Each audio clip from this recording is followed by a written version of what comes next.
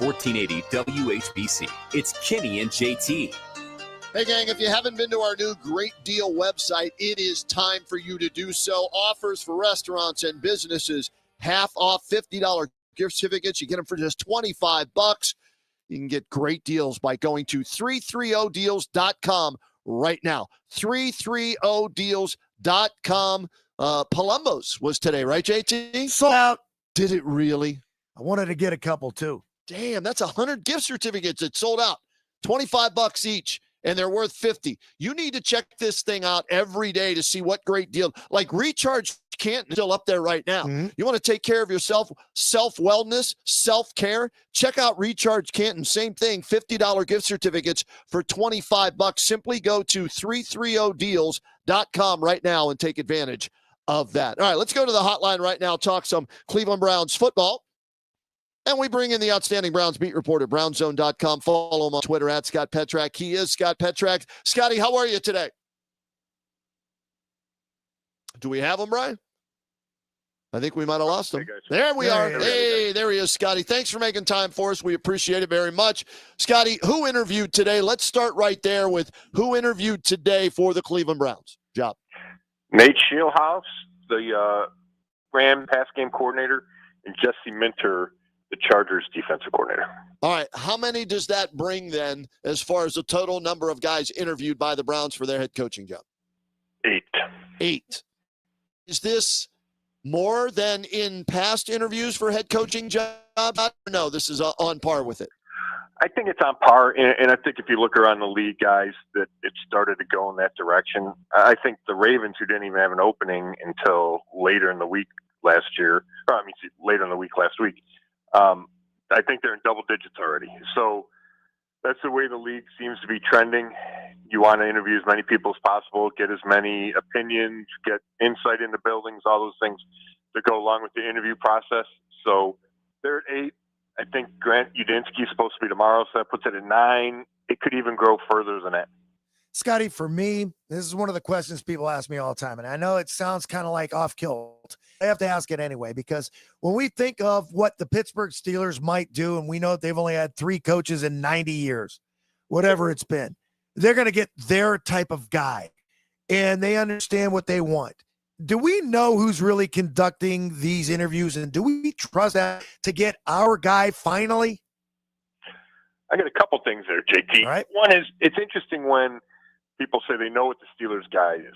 And I get it, right? They want a young guy that's going to be there for a long time. But I don't know if you can have a type when you only hired 3 guys in 60 years. You know what I'm saying? Like, they're so far apart that I don't know if you can pigeonhole that. I think it's interesting. You hear that all the time. Mm-hmm. I get the sentiment, but I'm also like, well, is Mike Tomlin the exact same as Bill Cowher? Was he the exact same as Chuck Noll? You know, so I think there are differences. It's just when you only hire one every 2 decades, it's bound to change to some degree. And when it comes to the Browns, it's Andrew Berry's leading the search. He's joined in the room by part of ownership, other members of the front office. But I certainly know that it's Andrew Berry spearheading it. I'm not saying he has the final say. Obviously, the Haslam's will have the final say. But it is Andrew Berry, and whether or not you trust him, I think that's a personal thing. He's never hired a coach before, so I think there's risk in just the newness of it. What about Paul DePodesta no longer being there? How will this affect their search, do you believe? Well, he was the guy that ran them. Mm-hmm. When Paul was here, he was the guy in charge of the searches. So there's a significant change there because he's gone. Now, Andrew Berry was around Paul long enough in the 6 years as GM and in his previous stint here, Andrew Berry, that I think he picked up a lot of things from Paul DePodesta and learned a lot. And one of those would be how to conduct a coaching search, because whether it was the coordinators that they've hired since, you know, Andrew Berry's been GM, or even back in the day when he was here under Sashi Brown, he's been around enough to know how a coaching search is conducted. So I think he learned from it, but they're different personalities, they're different people. So I would expect at least minor changes in how the process was 6 years ago to what it is now. For people watching on our YouTube channel, on our Facebook page, they watched me roll my eyes when you mentioned, that. I'm not rolling my eyes at you, Scott Petrak. I'm rolling my eyes at what could he have learned from Paul DePodesta. I mean, I thought that was the next to Mike Holmgren stealing money from the Browns. I thought Paul DePodesta stole as much, if not more, doing nothing. Yeah, I get where you're going. He lived in San Diego area and all that. Now, he instilled a bunch of processes, and it's going to sound like just, I don't know, business jargon, right? But there were processes and strategies that he put in place. He expanded the research department and the analytics department. I mean, those were Paul DePodesta missions and things that how he left his fingerprints on this organization. He conducted those coaching searches. It wasn't like he phoned those in. He was in the meetings. He did the interviews. He put together all the research. So I think there are things that Andrew Berry can take from him. And as much as you can criticize Paul DePodesta for draft picks, there's influence in the draft. He liked Sean McDermott when the Browns hired Hugh Jackson. Sean McDermott was Paul DePodesta's guy. He liked Kevin Stefanski when John Dorsey hired Freddie Kitchens. And then he liked Kevin Stefanski and Andrew Berry. And you can rip Andrew Berry if you want and say he shouldn't be here. That's fine. Yeah. But I think Kevin Stefanski qualifies as a good hire, especially if you compare it to all the other hires the Browns have made in 27 years. That's fair. Okay. Not a lot to compare to, but yeah, I get your point on that, Scotty. Jim Schwartz, Todd Monken reports are they're going to get a second interview. So are they the leaders in the clubhouse? Yeah, I believe those reports. I'm still trying to verify them myself. I would say Schwartz continues to be a favorite. And I think we've talked about it the last couple of weeks. If you ask me one guy at the start of the process, one guy last week and one guy now, I would still pick Jim Schwartz. I don't know if that means he's, better than 50-50 to get the job, but we know that Jimmy Haslam likes him. We know that Andrew Berry likes him. The players have endorsed him. They don't want to lose him. And the one way you can guarantee not losing him is by hiring him as your head coach. The second interview would be a step toward that. For whatever reason, I feel like Todd Monken is different. It's because he hasn't been a head coach in the NFL. I know he was one in college and had some success. I've been around Monken a little bit. He was here in 2019. I don't know if he's got the personality that you want in front of your team every day or in front of your media every day. He's just he's I think he's likable and he's honest. There's a bit of a, curmudgeon kind of word that comes to mind. He's a little cranky from time to time. Right. And that's different than Kevin Stefanski, right? Stefanski wouldn't say anything, but he had the same persona every day in front of the media. And I don't know if they're, exactly what the Browns are looking for, but I would think Schwartz is a legitimate candidate to get this job. And then for whatever reason, I'm not sure I put Todd Monken in the same category. I wouldn't mind seeing Jim Schwartz there either. My question's this, though. Do you think his voice changes? Would he be any different as a head coach as far as, I don't know, maybe the press conferences are concerned or speaking to members of media or getting really in their face as a head coach versus being the defensive coordinator? I think it needs to change a little bit. I don't think he's changing his entire personality, but I do think you have to make certain adjustments because the role is different. You're in front of the whole team and not just your defense, right? The mentality on defense is a little bit different than the mentality on offense. So I think you have to be careful. Jim's done it before. He's head coach for 5 years with the Lions. I'm sure he learned plenty there. I'm sure he learned from being under the coaches he's coached for, since then and before then, and including Kevin Stefanski. So I think that Jim Schwartz's personality would still come through, but there would be tweaks, whether it's how open he would be with the media, if he'd be less open, more open. I don't know that. I think he would have to approach the team a little bit, but you would still get the Jim Schwartz, the bravado, the swagger. I think that would still come through in every setting. I just don't want the comfort zone. We know the guy and we know what he's going to expect from us. We're just going to play the same way. Sometimes you got to get in somebody's face when you're the head coach, I think. Yeah, I'm with that. He's done that on defense, and I think he would do the same on offense. Fine. Okay. Fine. Mind is the offense is going to look so much different next year that I'm not sure that all the guys would look at Schwartz and go, hey, we know this guy, we're comfortable. I think there's going to be so many new faces. Scott Petrak, our guest, brownzone.com, Browns beat reporter. Bookmark it. Read it every morning when you get up to get the latest on the Browns. Follow him on Twitter at Scott Petrak. Scotty, I'm looking at the games this weekend: Buffalo at Denver, San Fran at Seattle, Houston at New England, Rams at the Bears. Are there any coaches, assistant coaches, that are coaching in these games that the Browns have not been able to interview because they're still coaching in playoff games? Well, here's the thing: they can interview those guys. For example, Nate Shieldhouse. They interviewed him today, and he's coaching this weekend. So the rules allow you to interview coaches on those teams. It depended, when they were playing in the playoffs, when you could interview. Okay. But that's not preventing them. Now, could they add a guy like Chris Shula, the defensive coordinator for the Rams, to the interview list at some point? Yes, they could. He has not interviewed yet. And I think the Rams window is today and tomorrow, so maybe you'd have to wait until the Rams are out of the playoffs or at least advance to next week before we could figure out that. There are rules also about in-person interviews. If a coach is under contract, the interviews to this point have only been remote, and it have to be under less than 3 hours. That changes next week. If your team's out of the playoffs, then you can do in-person interviews. Okay, so why hasn't Robert Saleh's name come up? Because reportedly, wasn't he the runner-up to Stefanski 6 years ago? Yes, that is true, and that's a great question. And and Andrew Berry said when we talked to him, almost 2 weeks ago, that their search is going to look different than Tennessee's search, which is going to look different than Atlanta's search, right? That's just how it's going to shake out. And there's been overlaps, but I do find that one very interesting. I think he's a legitimate head coach candidate.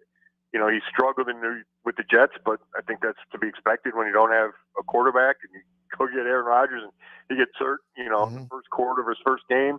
I like a lot of things about Saleh. I like the fact that they went in, not that it comes down to this, but I do like the fact that they went into Philly last week and knocked off the defending champs with a defense that's beat up. So there's a lot of things to like about him. Maybe they feel like they know him and can add him when they get to the second round interviews. I don't know, but that is certainly a good question, Kenny. Well, the one thing we think is they want to go with somebody that's offensive minded. And if you want a couple of guys that are offensive minded and still coaching this week, to me, Nick Caley, Ben McDaniels, both with the Houston Texans. Nick is the OC. Ben is Josh's brother. I think he knows a little bit about running an offense, and he's the passing game coordinator of the Texans. Now, you might look at it and say, hey, their offense isn't that good because their defense is fantastic, but they're banged up too. And if they don't have Nico Collins this weekend, they might be done as well. Who knows? What about those two guys? And what about, since JT brought up the offensive guys, what about Joe Brady, offensive coordinator of the Bills? Yeah, I think those are all valid points. I haven't heard Ben McDaniels with anybody or the Titans coordinator. I've not seen that name out there. I've seen the defensive guys from Houston. That just could be they're not the hot candidates right now, and they're not getting the same run.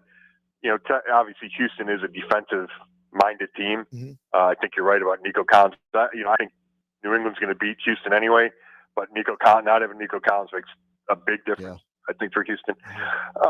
And Joe Brady's a good one, Kenny. I think there's some personal preferences that gets involved here when you're doing the coaching search for whatever reason. I don't doubt that the Browns did a ton of research, and maybe Brady gets added at some point, just like Saleh. But he was a guy I would have looked at. I'm sure the Browns looked at him.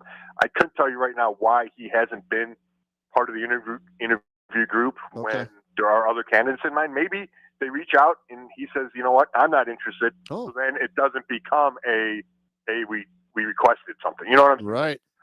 Every team that requests an interview is doing interviews, so I don't think a team puts it out there until they know that the guy will at least meet for an interview. Because my list had Brady and Saleh on it, along with Schwartz, right? And so I'm just curious why none of those guys are on the Browns list or have been talked about in Cleveland, as well as some other cities. Scotty, what about college football guys that are still coaching? And that would be Kurt Cignetti and Mario Cristobal, Indiana and Miami. If one of those two one of the two is going to win a national championship. What about the possibility of waiting for those two, or is that a long shot? I think it's a long shot. I've not heard.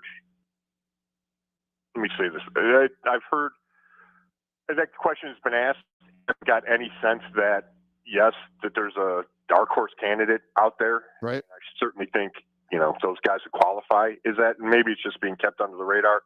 that feels unlike what the Browns are looking for. And I'm not saying that's the right move or wrong move. Cignetti, what he's done at Indiana is incredible. I think he deserves every look that he could get. So I just wouldn't expect that, but I wouldn't hate that idea. It's always that discussion about going from college to the pros. Right. And I don't think he's got any experience in the pros. That would be a big transition, but it's clear the guy can build a program and he can coach. Scott, I heard this the other day and I thought it was interesting. There are 4 offensive coordinator jobs available in the NFL: Philly, Detroit, Tampa, and LA Chargers. And they're all in need of an offensive coordinator. And I was thinking, you know what? If I'm Kevin Stefanski and the Browns owe him 2 more years yet on his contract? At least. Would you consider being an offensive coordinator for a year or so to make you maybe a little bit more appealing? Not to say that he's not appealing. I think maybe he's going to go to Atlanta. But would it behoove him to go another year as an offensive coordinator to really be at the top of somebody's list? I don't think that's the reason, JT. I think there's 2 reasons why it might be a good idea. One is you don't love any of the openings, right? And 2, you're looking for the perfect fit. So maybe that's one reason, just 2, right? So let's say he goes to Philly and becomes the Eagles' offensive coordinator. He would be in position. You assume Philly has a good year. You assume he does a good job. He'd be in position next year, and maybe there's an opening next year that he would covet more than these jobs. I think that gives you that chance. Or you just want to step away from it for a little bit. You don't want to step away completely, but you want to take a step back. You don't want to be the guy in charge. You want to be able to think about what happened during your 6 years. Maybe you want to learn from Nick Sirianni or whoever it would be, right? Whatever job you take. So I think those would be the reasons, is you're looking for that perfect spot. Maybe you look around and go, hey, I kind of like Tennessee, but I don't love it. I kind of like Atlanta. I don't love it. Let's see what it looks like next year, because I don't think Stefanski's stock would drop at all if he went to be a coordinator somewhere else. All right, so I think he's interviewed for every job but the Browns and the Steelers. So we know he's not coming back to Cleveland. Have you heard anything from the Steel City that they have an interest in Kevin Stefanski, or none at all? I haven't. With Baltimore, I've not heard it in Pittsburgh, and they start to put out names. Shieldhouse is on their list. I've not heard Stefanski. It doesn't mean it couldn't happen. They're obviously pretty early in the stages here, and he's available, right? There were windows for the coaches in the playoffs, and you have to get them. So I don't know. Maybe I could see Stefanski there. He's young enough to go to Pittsburgh. I don't know if he wants to stay in the division or not. He interviewed with Baltimore, like I said, right? But I've not heard him connected to Pittsburgh. Was there ever a chance that John Harbaugh was in play or not? I don't think he was ever legitimately considering coming here. I'm sure. I know the Browns reached out. I know he listened to whatever degree. I don't think he wanted to coach inside the AFC North without a known commodity at quarterback and questions with the organization. Scott Petrak, our guest, talking Browns coaching search, and 8 already. Look to see if they add any more to that.